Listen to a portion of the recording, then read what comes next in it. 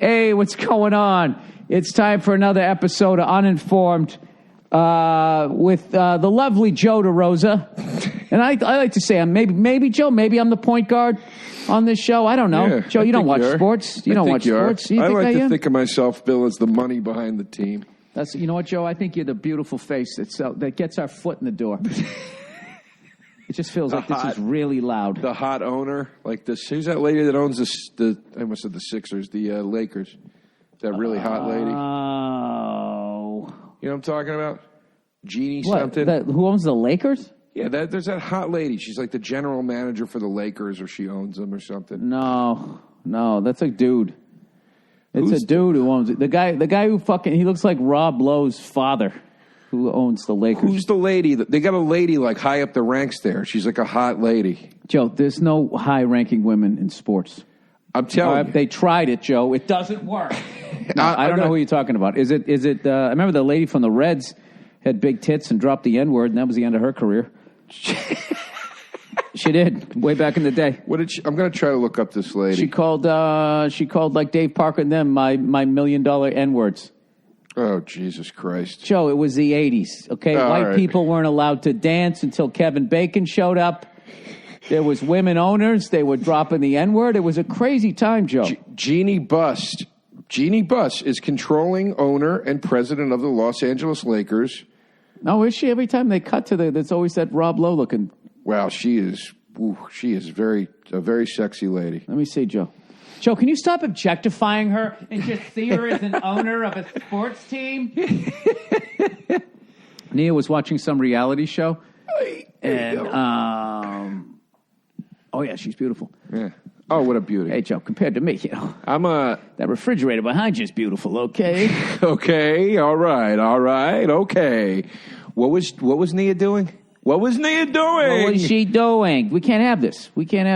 She was watching a reality show, and this fucking dude who's not a woman, right, is getting into it with this chick, and the chick's like, I'll fucking fuck you, hoe, and, the typical shit you see on a reality show. So I said to Nia, now what would happen if she hauled off and slapped, fucking punched her? Is that's not, like, what is that?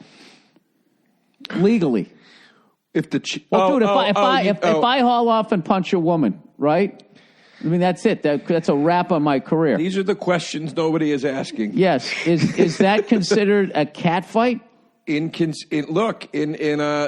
theory, no. In theory, it's a woman has hit a woman, but that's what I'm saying. That's not the case. They're having this issue. They're having this issue with the sports things. Joe, you're moving your arms. I feel like you're going to say something here. I'm going to make a point. They're having this thing with the sports things where like a guy who becomes a woman wants to be a female wrestler or vice versa, and they're like, it's not. Oh, they're taking over archery. I heard about this. Are you serious? I can't tell if you. I couldn't. You said that with real authority. I couldn't tell if you were serious. No, I think Martina Navratilova. Right. One of my favorites of all time, by the way.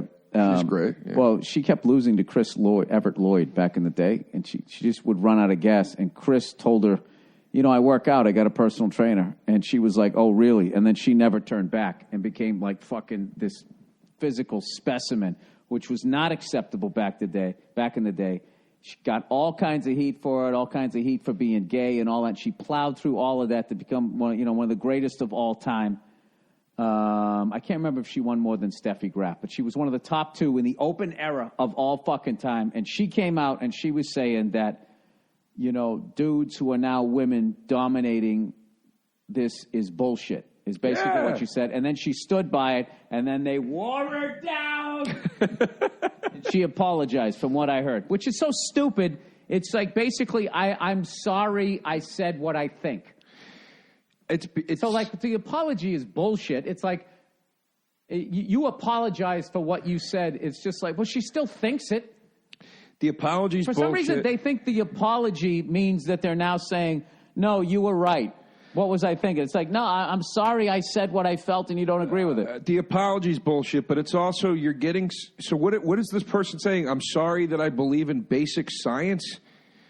You know, there's a reason why we say it's fucked up for a guy to hit on a woman. There's a reason for that. If there wasn't the a guy reason, hit a woman, not hit on.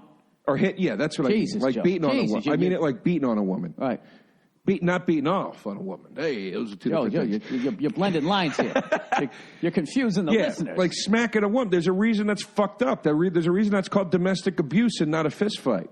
You know? And it's like, and now people just want to toss that out the window. It's like, are you kidding me? Talk about undercutting all the abused women of the last 200 fucking years, physically abused, you know? Well, there was never a ref. There's never a ref in a kitchen situation. No. Or a living room. Or any sort of domestic. No, nobody's there. There's nobody there. So I wouldn't compare this to domestic violence because this is an organized sport.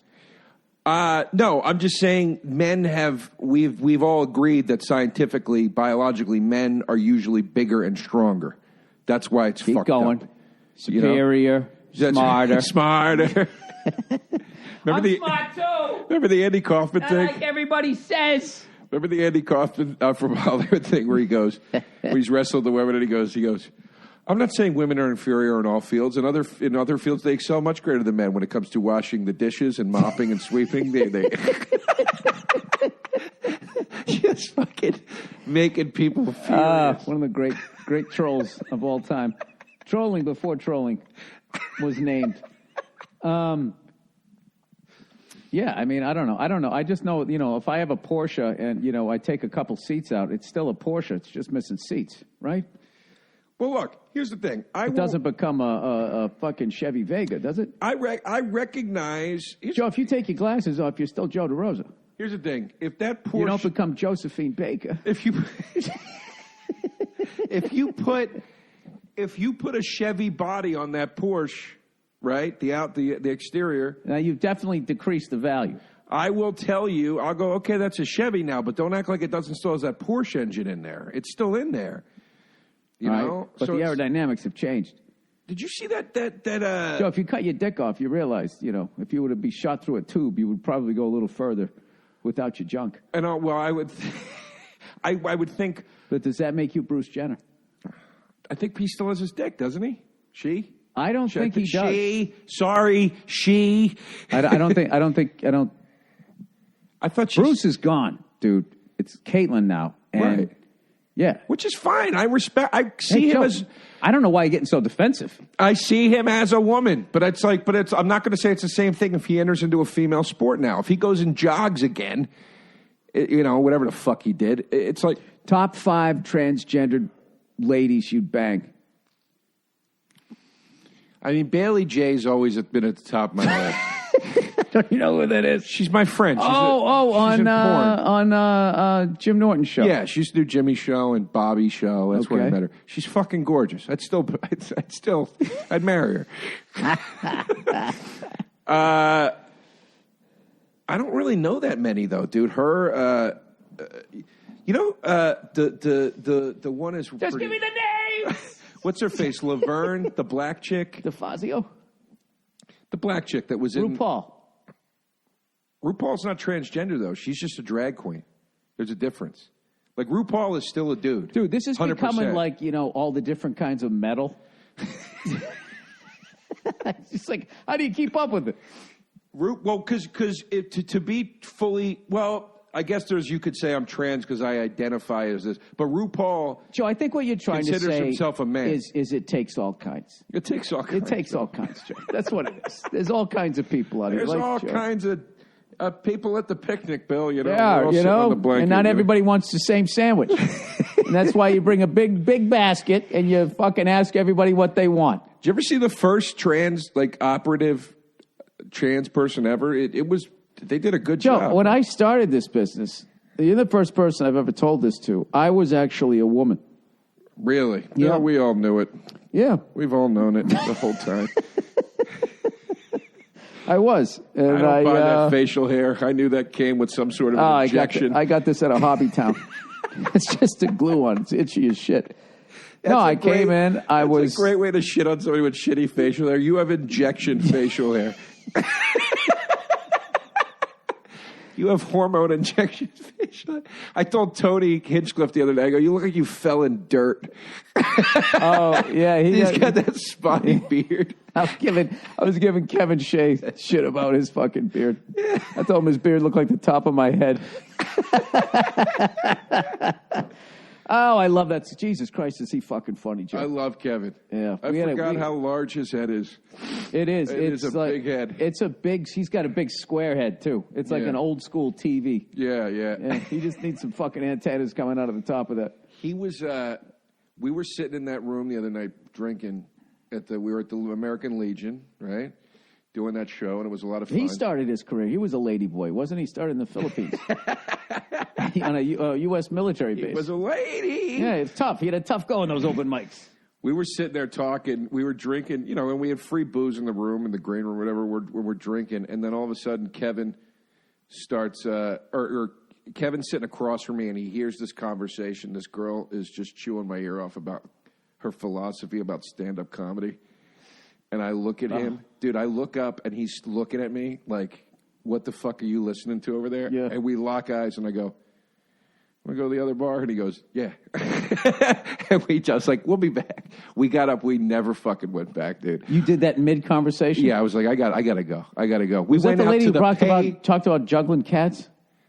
I don't remember, to be honest. Dude, I got to tell you something. We went out to pay for booze. I was sitting next to you, right? And that woman sat down, and I saw why you are the legend that you are. Because when you asked her, what do you do? And she said, I juggle cats. She tried to be funny or something. If I was a single guy, I would have been like, fuck this broad. I would have knocked out. And you just rolled with it. You said, I've been trying to break into that. And she laughed, and I was like, that's Joe. He keeps the ball in play. Yes, and. You learned that at your improv class. Everybody else was trying to get on SNL. Joe was trying to get some ass. Well, I tapped out when she started getting heavy into like her comedy takes. I was like, I can't do this. Not because of status or anything like that. Joe, would you stop clarifying everything you have to fucking say? This is the you-know-who influence. I feel like we're at a 24-hour press conference anymore. No, fuck I feel like that, you Joe. can't Joe, just talk. Dude, people understand. People get it, all right? People get it. Joe, this is you got to pay to get this, all right? We're like Bill O'Reilly now. You can just say whatever you want. We're fucking... Yeah. Isn't that what you do with him? I don't know. What channel are him and Glenn Beck on? Fucking just going nuts. I'd love to hear those two of them sitting there talking. Beck's doing well for himself. Beck's not like banned or anything. He just merged with He had his own media company. But dude, the thing about it is, about all of those fucking guys, is once you go away and the people who hate you are gone and it's just people who love you, it's like you're just hanging out at your house. Right. You're not in show business anymore. When you're a polarizing guy, okay, and you're on a channel where the people who hate you fucking sit down and this motherfucker, but they don't hate you enough that they're going to pay. Right. They're so stupid because they'll watch them on regular TV. Right. Right. And by sitting there and their TVs are on, they're getting ratings and they're actually putting money in their pockets. They sit there and hate them. But the second they literally have to sit down and write a check, Joe. Right. They say, I'm not fucking doing that. But then that takes all the fun of it. It's like, that's why I always never like the alt rooms. Mm-hmm. You had all comics performing to an alt crowd where it was just like, hey, we're all the same fucking person. Yeah, dude, I did a show at a bar the other night. It was a quote alt show, and they were being a little shitty about certain jokes. And I go, I'm sorry, guys, to offend you. I go, you guys are really keeping it real down here in this punk rock bar where the rent is $25,000 a month. I'm like, you fucking phonies. Do they all laugh? Yeah, then they laugh because you're getting in their ass a little bit, and people are self-involved, so you make fun of them and they laugh. But I agree. The controversy that's what made Stern. That's how he got so big, because the haters listened to him more than the fucking fans did, because they were so mad. Mm-hmm. They wanted to just be furious about what he was going to say next. Yeah. So they would leave it on to try to get him in trouble. And it was like back then you could have a guy where they go, you know what? He said, I don't know. It's just a different time now. I miss the day. I mean, look, it's going to come back. But I miss the days of just like, yeah, I don't like what he said, but, he said it and he still can have a job. You know what I mean? Like, I miss that thing. It's like music. All right, it just goes through different phases. This is like right now. This is like the disco era, and the bad disco, right, of human interaction. There's all this championing and warrioring and all of this fucking horse shit. And what it really is a bunch of self-serving, for the most part. Right. It's a bunch of self-serving people, like either just trying to show how, dude, somebody used this expression with me, woke signaling. Ugh. Oh, God. And I was just like, are you in a sketch right now? Did you, as an adult, just fucking say that? It's our job to, to something woke signaling. I don't know what I got into a debate with somebody about, because they were trashing John Wayne. Like, that's a new thing to do, is to trash someone who's dead. Like, all this shit with, like, Michael Jackson. Can you fucking believe it? Yes. Right. I can believe it, but he's dead. Why, are you going to dig him? Can we, like, go after an alive pedophile? Yeah, I mean, it's true. It's true. It's like, it's one of those things, dude. Somebody in show business can be powerful and do a lot of foul shit. And a lot of the time they won't go after him when he's alive because they're like, well, they did go after him. It's too tough. They did go after him. I guess you're right. Yeah, and they didn't get it. But here's the thing, Joe. There is also something fucked up. The way people nowadays, they'll watch a documentary and then they act like they watched the prosecution and the defense, and they just start, that guy definitely fucking did. Dude, I had a fucking buddy of mine. He watched that Kurt and Courtney thing, and he's on the phone with me, convinced that Courtney Love was able to pull off, hire a hitman out of her mind on drugs, hired a fucking hitman and killed fucking Kurt Cobain, and the Seattle Police Department, the detectives, weren't smart enough to catch a famous junkie from fucking 3 states away. Hiring. It's like, you never watched the first 48? Right. Yeah. That's so funny. Do you remember that time we had that cop on? We were trying to do the perfect murder, and I said, all right. He goes, give me a perfect murder. I meet a friend of mine. He goes, that's it. You're already caught. I go, all right. He goes, the second you involve somebody else, someone's going to get nervous, somebody's going to roll over on you, and then that's going to be fucking it. Remember the thing he said? He goes, 90% of the guys that get caught because they move the body. Remember that? He goes, you never move the body. You got to leave the body. As soon as you move the body, that's like the giveaway. Oh, because it leaves a paper trail of DNA? I guess so. I'm too dumb to remember why it was wrong to do that. I just remember that he said that. And I was like, oh, that's interesting, man. I don't know, Joe. Because that's what got the Iceman caught there, Oh, is it? He was freezing them, and then he got sloppy, as they say. He was freezing them and then thawing the bodies out months later and then dumping them. So when they found the body, they'd be like, this guy just died, because they didn't know he was frozen for like 6 months. And then he started dumping them too quickly. He was getting lazy, and they weren't thawed. And they realized, like, some fucking guy is freezing bodies and then dumping them later, so we can't. Well, he probably had a busy month, and, he didn't have a lot of room in the freezer.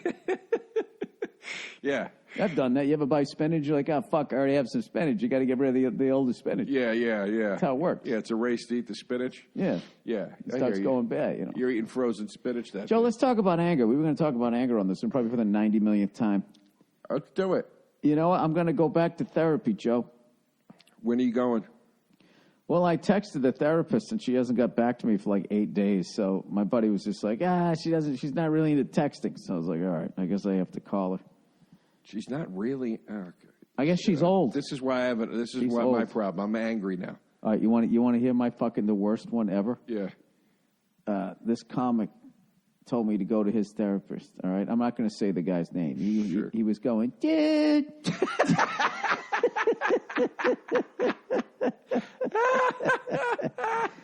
He's going to remain anonymous. He's like, dude, you got to go see my guy, dude. So I'm like, all right. So I'm sitting in this fucking guy's waiting room, and I'll take 50% of this. Right. All right. But I'm sitting there, and he opened the door, and there was another patient. I said, oh, and I went to stand up, and I saw the patient was coming out, and I said, oh, I'm sorry, and I sat back down. And then that person walked out, and he kind of looks at me, and just does like the, come on in. So I go in, and I sit down. I'm like, hey, how you doing? He goes, what was that all about? And I was like, what? He goes, that. They're all in the waiting room. What was that about? I was like, oh, no, I just went to get up, and I didn't realize the patient was coming out. And I just, well, why did you feel the need to apologize? Oh, and just immediately did that, just immediately, like... And I was like, buddy, I have an entire childhood to get through. Like, if you want to fucking, this is like nothing. And he just fucking pissed me off from the very beginning. Like, dude, don't fucking do this fucking bullshit where you're going to sit there. Like, I felt like it's like you're acting like a tarot card reader. Yeah. You know what I mean? Stop with this fucking shit. I hear you. Yeah, so I was just like, I can't believe I fucking paid that guy. That still bugs me. I should have been right there being like, you know what, dude? You are fucking... He's getting hot. He's getting hot. You are fucking drinking your own fucking Kool-Aid here, buddy. I don't know what the fuck is that? What the fuck is this? Yeah. Huh? The fuck is this? I came down here to talk about my anchor. You know what would have made him the greatest therapist of all time? If 7 minutes into that, he just went, I'm fucking with you, dude. Come on, hilarious. man. You would have been like, this guy, we're in it for life. Yeah. I don't know. I've been to a few doozies myself. What have you had? You've had more therapists or more managers? Oh, I'd say it's about neck and neck. I think I've had more managers. I thought you only had like 3 managers. In your I had 1, 2, 3, 4, 5. Really? Yep. I don't feel so bad. I've had about 5. And then therapist, I had 1,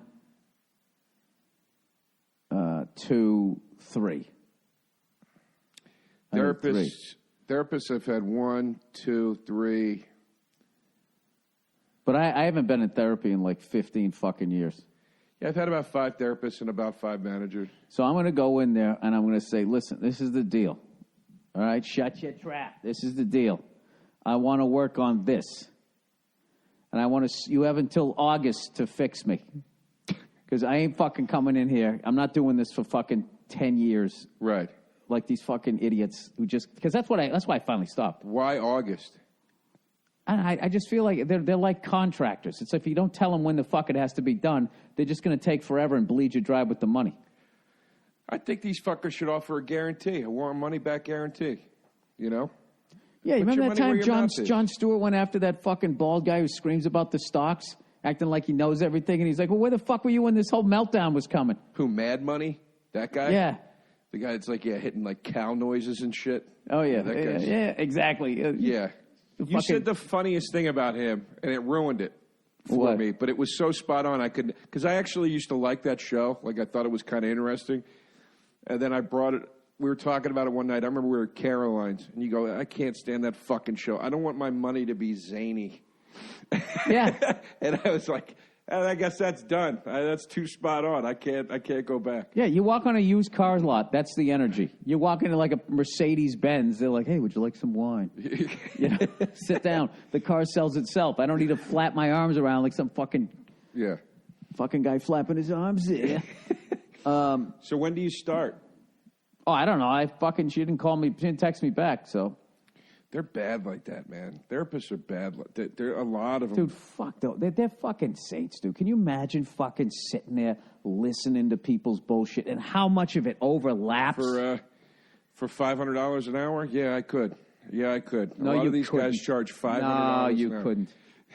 You couldn't. And a lot of them don't. Who the fuck are you going to?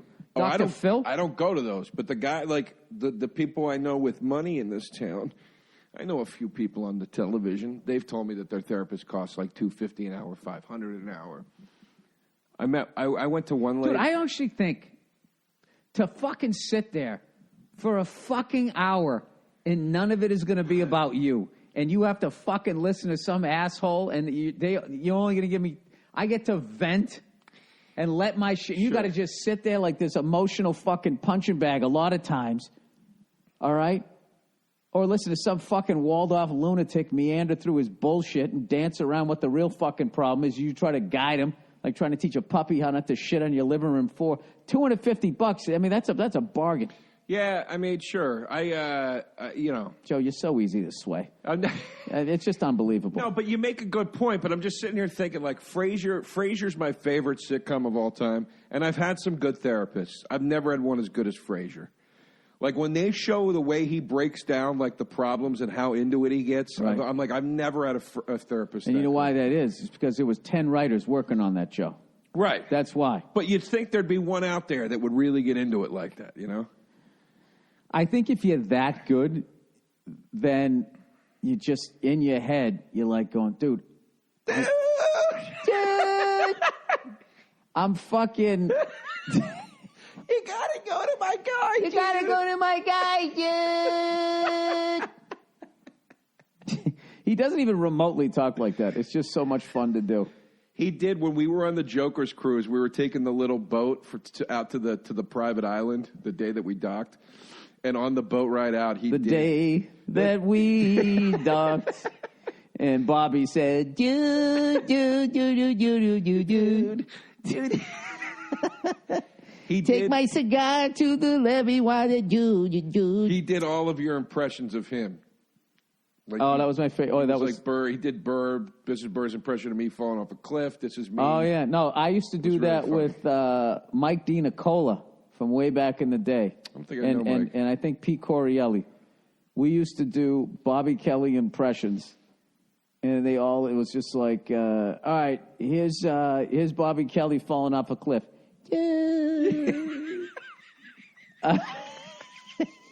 That was like,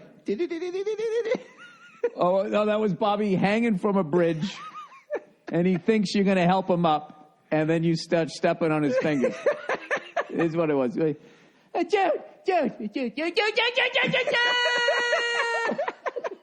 That's all they were. Every impression was a different, like, high stakes emotional thing, and all you said was, "Dude." Holy shit, man. Now, there was something about coming into the house and sneaking in, not sure if it was me, if it was an axe murder. It was like, you just walk in and go, "Dude.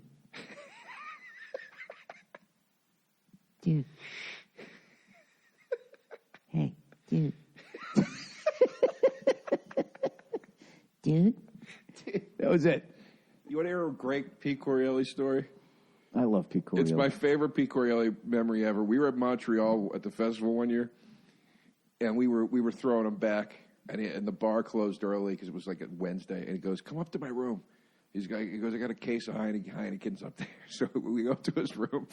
We're pounding Heineken's, and we get super fucking stoned, and we're talking about the business. And I'm like, you know when you're high, where you're like, I gotta kind of hang on to what I'm saying here. I'm walking a little bit of a tightrope. Yeah. What you got to do is start a sentence and let somebody else finish it, and then hope other people talk as you just ride it out. But it's just me and him, dude. Mano a mano. Oh, and we're talking deep about the business and how it's, at the time it's changing and the dynamic, whatever. Dude, I go on this fucking tirade about we got to start playing these coffee houses on the road and these little music venues, and we got to take it into our own hands. Our destiny is ours to control. Dude, I'm doing like this fucking Jimmy Hoffa speech for like 7 minutes, and he's dead silent, dude. And I'm like, oh my God, I'm just killing right now with Corielli. He's totally into this. And I finally stop, and I go, and he's just staring. He takes a bit. He goes, "Bro, you lost me at coffee houses. What the fuck are you talking about?" And he just trashed me for 5 minutes. He's like, "I don't know what you're talking about, man." It's hilarious. I love his accent, too. I remember we used to work this club, and there was a host, and she used to bring people up, and she would run out of jokes. And if the next act didn't show up, she wouldn't come up and do the time as the host. She would disappear. So you just had to keep stretching. And I remember Corielli, because he had another spot, was all frustrated. And I had the problem with it. I was just like, "Yeah, dude." And I was on stage, and I looked for her, and she wasn't there. And he looks at me, he goes, "She runs and hides."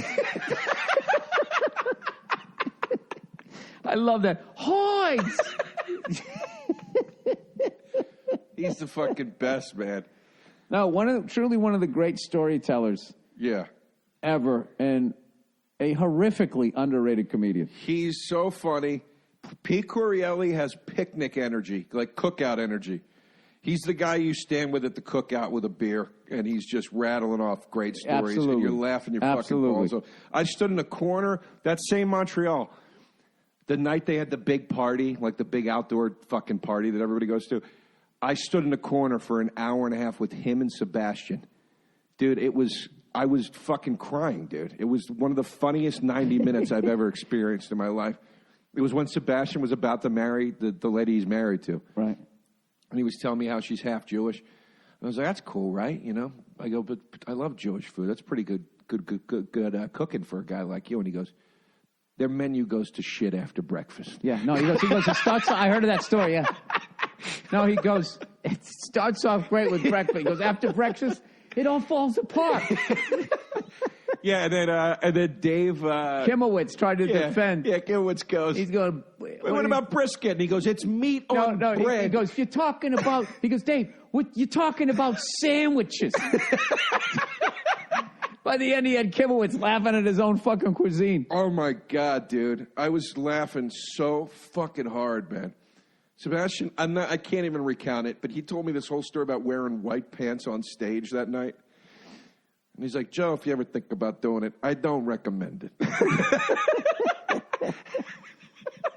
It was so fucking funny, dude. Those two dudes are their radio show is fucking hilarious, man. Have you ever listened to it? No. On Sirius? Dude, they have a radio show together on Sirius. And I don't know how people have time to listen to all this shit. I had Sirius in my car for a little while. So I have Sirius. What channel is it on? I think it was on Raw Dog. Oh, okay. But, dude, it's them. It's just them they're so them, they can't not be them. Yeah. There was one episode, they had a discussion about, like, intergender sports, speaking of which. Mm-hmm. And Corielli goes, okay, so there's a chick on the other team. You think she's gorgeous. At what point in the game is it appropriate to ask her out? Is it when you're in the pile-on after the tackle? Because I think that's when you do it. And Sebastian goes, no, what are you, nuts? That's disgusting. He goes, you do it at the end when you do the team shaking hands. And Pete goes, that's so unclassy. That's disgusting. You do it on the field. Dude, it was so fucking funny, man. I got to listen to that. Dog. Holy shit, man.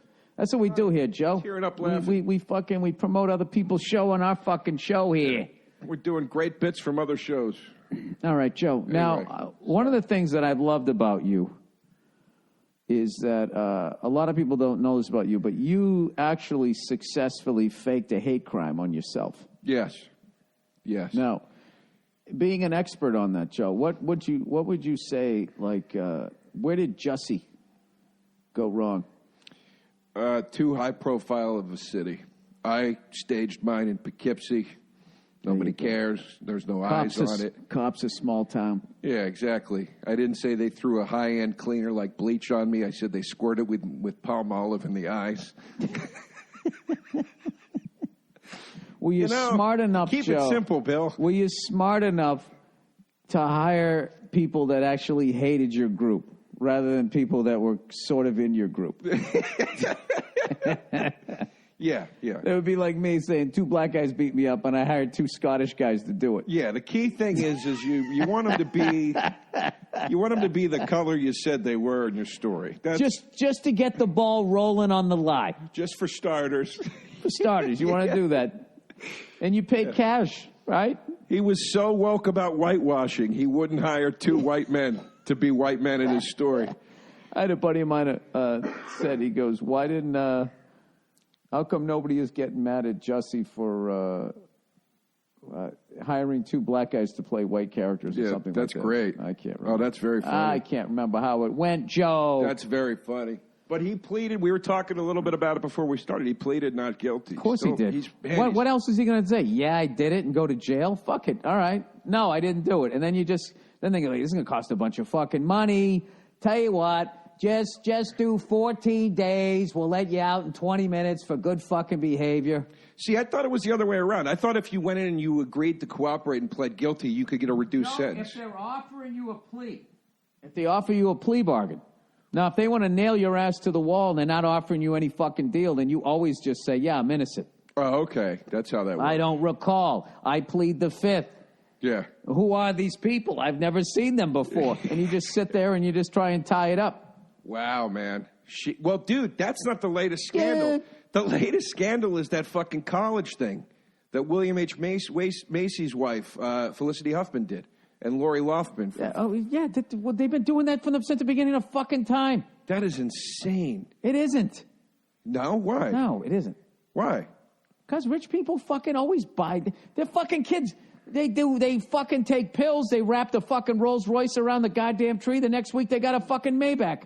Here's what I don't get. They're rich. Lori Loughlin got out on $1 million bail. I'm like, there's money you could have used. You could have given your kid a private fucking tutor in the south of France for 4 years, and that kid could have become the most cultured person on earth. Yeah, but that's all about the piece of paper. What really, Joe, what really got exposed here is how easy the curriculum is at these schools. Because what should have happened was these fucking people who shouldn't have got in, get in, and then they fail miserably. They were able to handle the fucking workload, no problem. That's what's funny. So the really... Well, were they, or did they, or was that a hoax too? Did they just get their GPAs fudged and stuff? You know, because that's the thing. My kid's failing out. Well, you know, the gym needs some new bleachers. All right. You think it went that, Joe? You think it goes that deep? Yeah. I think it's like back to school. I don't, Joe. I honestly think both you and I could handle most courses at Harvard if we could have got in. Now, look, there's certain things, okay? Mathematics, anything engineering, we would have been fucked. But, dude, I could sit in a Harvard history class, and if I read the fucking goddamn fucking story about the people with the goddamn whatever the fuck they were doing back then. The corn. Yeah, the corn and the fucking making pots and shit. The Phoenicians. That's all I could think of. Right. Too. All I could think of was like a Thanksgiving thing. Yeah, Thanksgiving. Yeah, something like that, right? No, that's Joe. Yeah, you could. All of those fucking schools, Joe. It's like so much shit. Is when you just get the only reason why Harvard is because everybody thinks it's fucking Harvard. Comedy clubs are like that. There's certain comedy clubs. I'm not going to name any, Joe. Yeah, I know what you mean. Though. But like certain comedy clubs, people and it's just like, I mean, no. It's, yeah, then you go, this fucking hack is doing this. Yeah. No, I'm just, it's a fucking comedy club. Yeah, yeah. But if they're able to build this like aura, that's what it's all about. It's a fucking business. So what I thought out of all, I wasn't surprised that people with money were fucking getting their dick. Dude, I remember way back in the day when we were in fucking taking swimming lessons, right? Down at the local pool, and there was some people like, you know, they were considered rich from my neighborhood. They were doing better than, you know, it was a white collar, blue collar neighborhood, and you know, they had fucking money, and it was like beginners, something. I got all the way up to, it was called swimmers or something. They weren't real creative with the names there, Joe. I don't know what it was. It was basically you had to learn how to, you know, turn your fucking pants into a stupid life preserver. They told you to tie it up and blow air into it. Well, somehow this kid or the chick, I can't even remember, it was a boy or girl, they kept failing. And I watched the mother go up and just be like, you know, I think she's been in swimmers long enough. And I watched her fucking change it. My mother was livid. Right. And I'll tell you, she fucking wrote that family off. Was like, fuck that family. They don't do shit like so. But I saw that when I was like in 5th grade, and I was like, oh. Bill, a man sees horrible sights in the 5th grade. You know, you can't erase that. I was in the 5th grade in the 70s, Joe. It was a different time. You can't erase that. The steel mills was shutting down in Pittsburgh, and I was watching people in swimmers get past who clearly did not pass. I mean, here's the thing. I grew up fast in that cul-de-sac, Joe. Fast lane. You know what else, though? It's interesting what you said about the curriculum at these schools. I bet you there's a course curriculum that they lay out for kids like that, where they go, here's what you do. You go to that school, you take social justice, or you take, not social. Is social justice warrior a major at this point? Like you take political science, you take philosophy, you take things that you can sort of have an objective. To keep your GPA up. Yeah. And then, no, I think it's all about, it's just getting in. It's just getting in. Joe, it's like fucking getting into a dance club, right? You just got to get in there. You don't have to know how to dance once you get in there. You just got to get, hey, I'm in there. Then you're talking to some broad. Yeah. That's it. You just got to get in the club. Doing the fucking... Yeah, you're doing the fucking white guy fucking... The Travolta. Yeah, that's it. It's fucking it. So that's what I thought was funny about all of it. I was not surprised whatsoever. I was just surprised that they investigated it. Macy, and then I thought it was funny that their kids were able to handle the fucking curriculum. Macy separated himself from it. He stated, he's like, I wanted nothing to do with it. So clearly there's a little trouble in paradise over there. Ah, Joe, why does a man come on here and talk about another man's marriage? Dude, it's William H. Macy. I hope he comes out of it. I hope he does, too. I like that he distanced himself from it. I like that he was like, I didn't fucking want to do this. In other words, yeah. You know how that went down. He's sending her up the river. No, he probably said we shouldn't do that. And she's fucking. You seen who's wearing the pants? He's taking the pants back on this one. Yeah, they were sitting at a table at a diner. He goes, "Your whole fucking life, I told you not to bribe these colleges." What did I tell you? Now you see, huh? Now you see what I told you. Don't bribe anyone. Don't bribe anyone. Take it back. Take it back. Get the fuck out of here. I love that diploma. Yeah, I love that diploma. No, it's all right. It's in my daughter's name. Oh, my God, it's so great. Yeah. But I take it back. Take it back. Are you excited for The Irishman? Did you watch the teaser trailer? Did we talk about this already last time? No. The teaser trailer came out. It's pretty great. The teaser trailer. They still make trailers. They make teasers for trailers? It's just audio with text, but it got me excited. It got me very excited. Of course. I can't wait. Fucking Keitel's in it. Oh, Jesus Christ. Did Pesci unretire to go? Pesci. The trailer is this. It's a bullet smoking, like the shell of a bullet smoking. I'm already in. And it slowly falls, and it says a Martin Scorsese picture, and the bullet makes the eye in Scorsese. Then the names start coming up. It makes the eye in De Niro, then it makes the eye in Pesci, then it makes the eye in Pacino, then it makes the eye in Keitel, and the eye in Bill Burr. In the Irishman. No, Bill Burr, you're not featured. Sebastian's not featured in the trailer either, but it's exciting. Sebastian's crushing it, dude. He was in the Green Book that won an Oscar. Who? I didn't see that. Who did he play? Who? He played the guy there. Keep wanting to call him Igor, the fucking lead actor there. He has one of those. Viggo Mortensen. Yeah, one of those Eastern European names. Yeah. What's his name? Viggo Mortensen. Viggo. And I'm offended as a man who was raised by Italians that an East German played a fucking Italian. Dude, Italians are who should have got offended by that movie. You were telling me you said they didn't come off too well. No. No. Spaghetti slurping morons. Like if anybody is going to get offended watching that fucking movie, Mahershala's character was eloquent. He was Dr. This, and he fucking was this virtuoso. Dude, my brain is so fucking like, he's a piano player. Dude, my fucking short-term memory is so fucked, I almost forgot what instrument he played. We're always that in those movies, dude. I've never seen an astute, like sort of eloquent Italian in a movie. We're always just like, my God. The best you could say is like, dude, we're how like funny a was it watching Spike Lee's behavior at the Oscars? Dude, he acted like my 2-year-old when I tell her she can't watch TV. Yeah. It's just like, dude, you think you're the first guy ever got fucked out of an Oscar? Dude, nah. Martin Scorsese didn't win Best Director until fucking The Departed. That annoyed me that he had like a little tantrum. I thought that was stupid. I just didn't like how he was walking away from the mic like he was fucking dropping joke bombs that went. It was just... Also, too, this is what bugs me about it is like, Spike, I get your point. I also thought Black Klansman was a superior picture, even though I didn't see Green Book. I'm making an assumption here. I love Black Klansman. I thought it was a more relevant, more important movie. I get it. But I liked when Chappelle did it 15 years ago. But, dude. I like that one a little better. Yeah. Spike, your movie wasn't even funny. that Chappelle sketch was hilarious. Yeah. But it's like, dude, I just don't understand how we live in a culture where we're happy for the lead we're happy for the dude in that movie winning Best Supporting Actor, but then we're mad at the movie for winning Best Picture. I don't understand, Joe, how an adult gets mad that he doesn't win a trophy. It's like, what are you, in fucking third grade?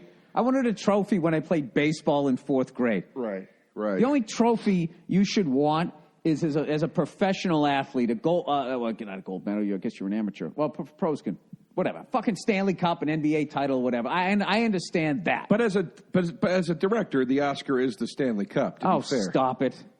You don't know? It's the whole dude. Who cares? As long as I don't give a fuck. I'm just saying. If you're fucking there, you won. I mean, what's going to happen to the guy? Is he not going to get to make his next movie? No, that's a good Why point. would you give him the saddest fucking faction? I agree That's with why, that. because I love Spike, but it was just like, well, you're acting like some dope on a fucking sports talk radio show, calling up because his team missed a fucking field goal. Who gives a fuck? Yeah. Go on and make your next movie. That's fair. Oh, that's fair. No, that's fair. They're going to give him one. They just haven't fucked him enough. That's all. Dude, Denzel should have won it for fucking Malcolm X. He should have won it for fucking Hurricane. And then Glory. Glory, they gave it to him. Glory, they gave it to him. No, he didn't get it till Training Day, I thought. I thought he got Best Supporting. I thought he got one early. Oh, yeah, you're right.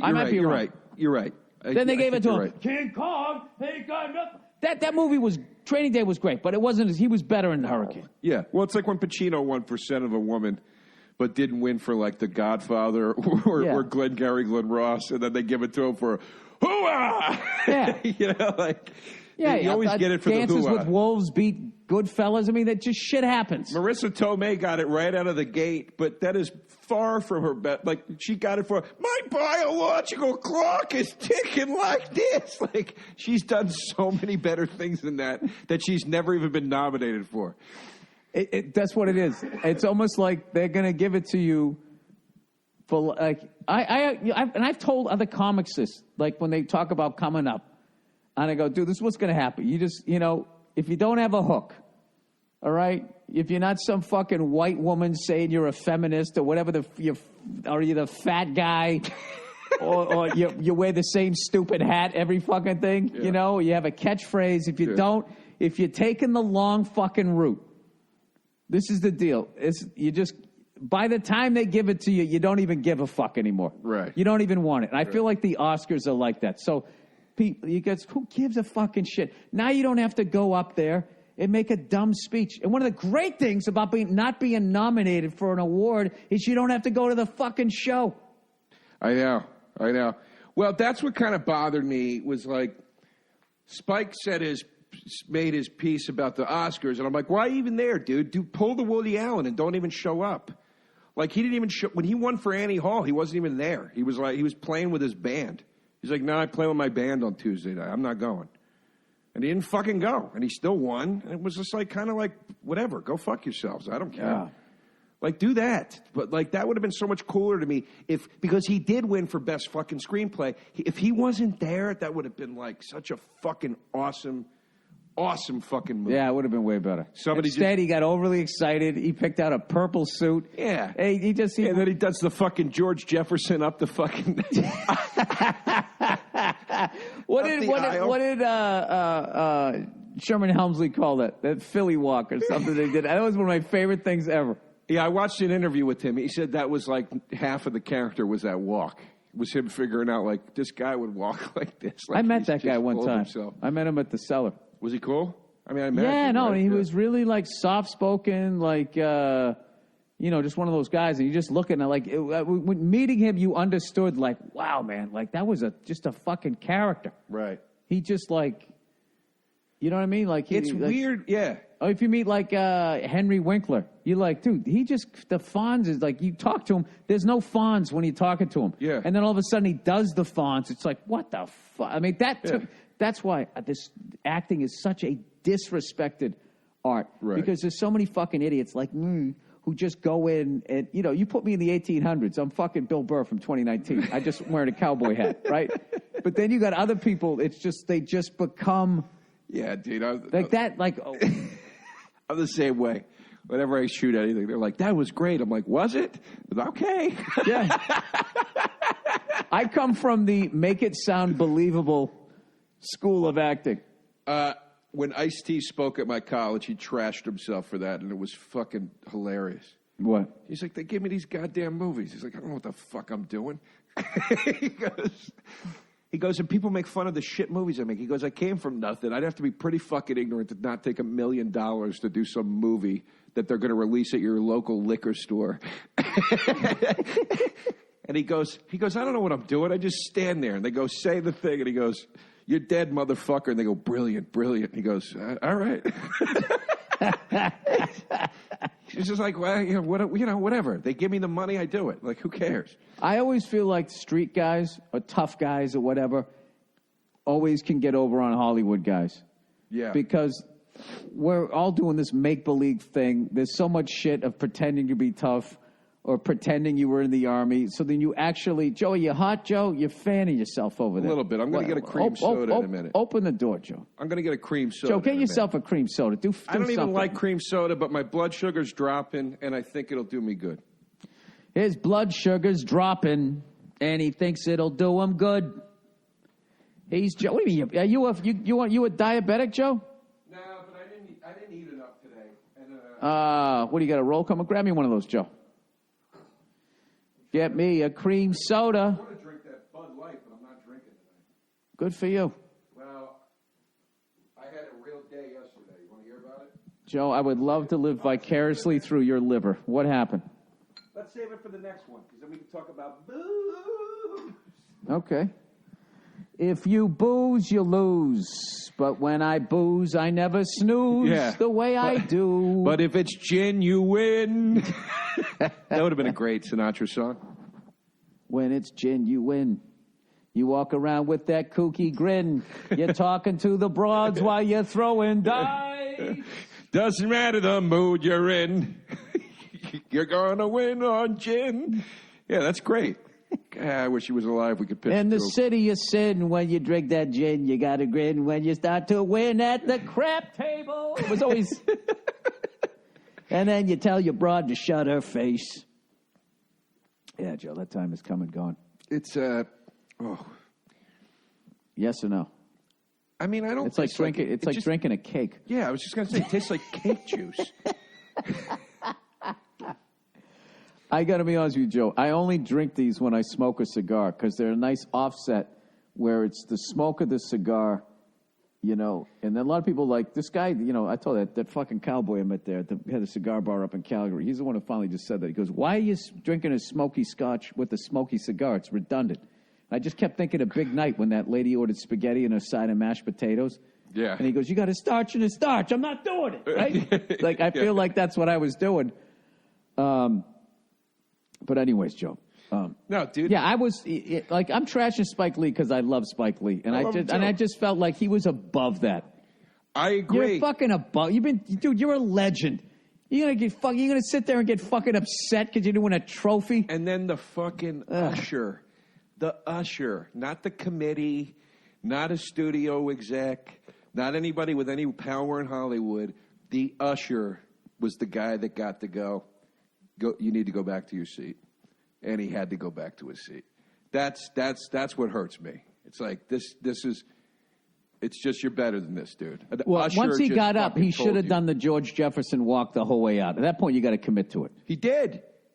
He walked all the way out? And the usher, that's what I'm saying. He tried to leave, and the usher was like, you have to go back to your seat. You can't leave till the show's over. That's how this works. And he got sent back to his seat like a kid trying to storm out of a classroom, and the teacher being like, you'll get detention, Mr. Lee. And then he's like, all right, you know.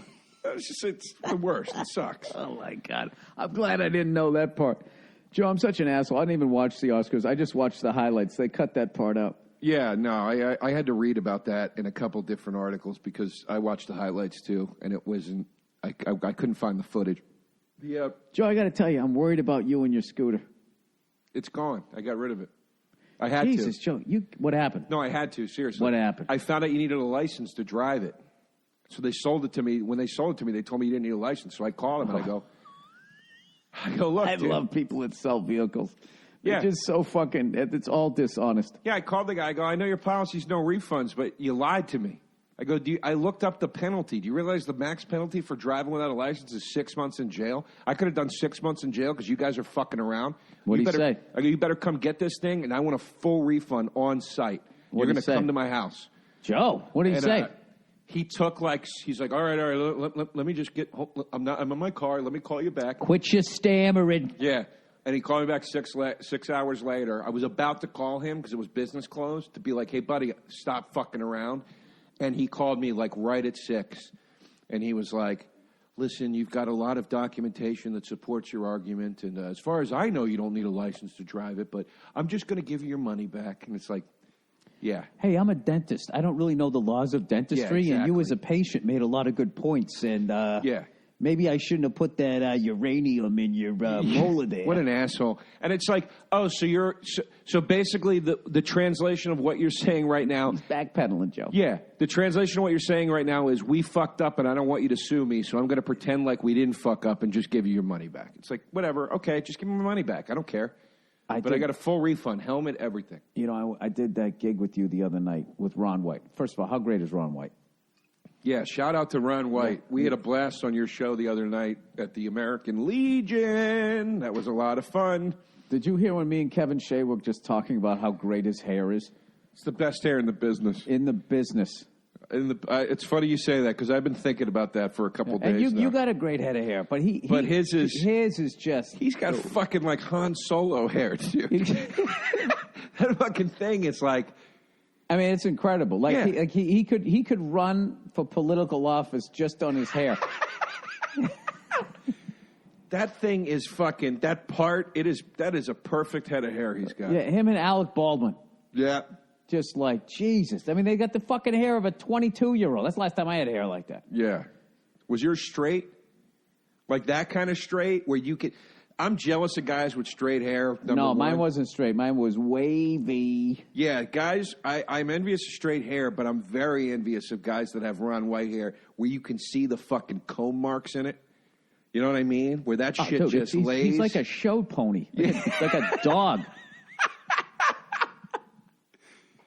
I brought him... Dude, if he ever did Westminster, if he just ran alongside whatever, if he could have the most mangy mutt ever, his hair would get that dog to the finals. He'd have that cigar and his little fucking... a little glass of fucking... a little nip or something. It would just be like, who the fuck is this guy's the greatest? Fucking shit. Amazing storyteller. But anyways, I went outside the Legion, and a buddy of mine had showed up, and he had his... Indian motorcycle out there, and it was basically Indians' answer to the Road King. Oh my God, did I love that? I remember. Bike. I know who you're talking about. Yeah. Oh my God, Joe. Joe, I'm sold. I want to get a motorcycle again. And then in the back of my head, I keep having this voice going, "You're gonna die. You have a kid." Yeah, I hear you. I think you should. I want to get one after riding that scooter around. I just can't. Kind of put the bug in me LA. like that. That's fucking awesome, dude. Like riding out in the wind like that. Oh, Joe, you a free man. You and your scooter. Did you have an American flag fucking helmet and flap your wings like what's his face there? An Easy Rider. Because you could. I mean, look, you could probably buy a decent motorcycle for what, $10,000? Well, the one that I want, those things are like they're like $20,000. They're like fucking huge. They got like 3 fucking headlights. You know. But still, $20,000. I mean, that's nothing. If you get hit on that bike, like someone wanted to hit you, like they did it on purpose. Right. Or they were texting. I mean, yeah. If you got 3 headlights, at that point you got to be like, dude, how the fuck you didn't fucking see me? What do I need, a fucking train whistle? Yeah. Like I would never ride one of those crotch rocket, where you're like, Dude, that what it scares is, me. when it comes to not dying, there's just so many philosophies. So when you got those kids on the Ninjas, like, barring the people who drive like fucking idiots. But their thing is with that speed is like they're going down the highway. This is what motorcycle guys told me. Their philosophy is if I'm going faster than everybody else, I don't have to worry about anything coming up behind me. So everything's in front of me. So it's like they're playing fucking Space Invaders. But there's always just that person who makes that erratic move. You know those fucking cunts on the highway? You know those people who can't make a smooth transition from one lane to another? They fucking jerk the wheel. Yeah, it's crazy. Yeah, that's the shit. It's crazy. Not to mention debris. Debris in the road, Joe. The 2.5 months that I had a motorcycle out here, that was like one of the big fucking things. My buddy bought it off of you when you sold it. Oh, he did? My buddy's the guy that bought it, yeah. Well, he bought it. I gave it away. He didn't pay any fucking money for that. Who got the money? What? He told me somebody gave it to me, and then it had a problem, and I paid like fucking $800 to get it fixed. And then I gave it to somebody else, and then that kid had it. He said I bought this off of Burr. Maybe I misunderstood him. It's been a while, Joe. On my short-term memory, I don't ever remember getting any money off that. I remember I lost money on the bike. Because it had a problem with the start or whatever. I don't know, but it was a cool bike, so I was happy to get it. It was a Triumph Bonneville, for anybody cares. I want to get one. I just don't feel like taking the fucking motorcycle test.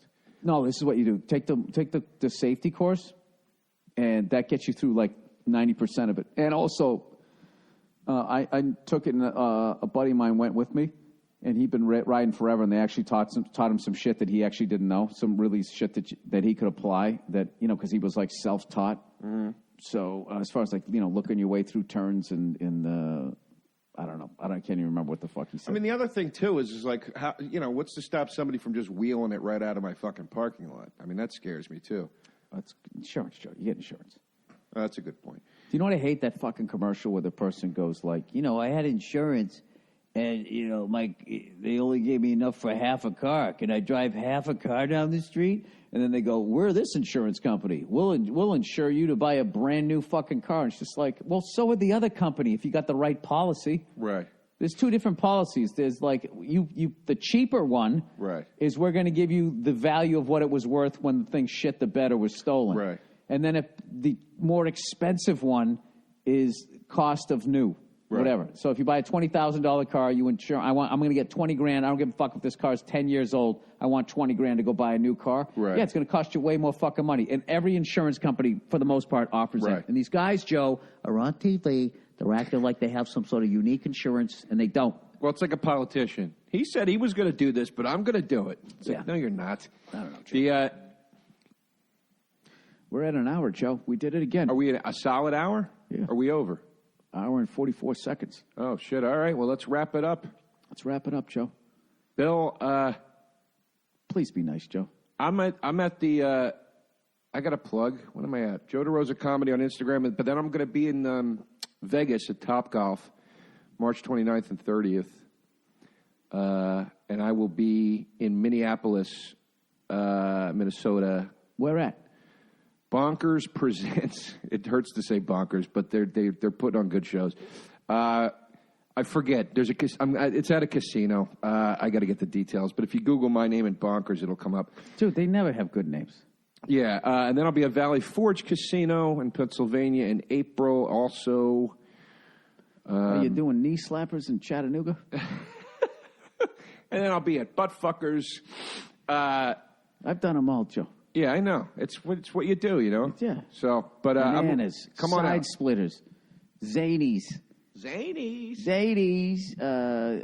fucking ice bucket challenge, Chilkoot Charlie's.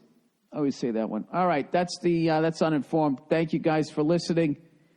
And I don't have anything to promote, Joe, because I ain't doing shit. I'm doing the Garden of Dreams. The Garden of Dreams, Joe, on April 2nd. To raise money for something, I don't even know what it is. I'm just going to show up and go do it.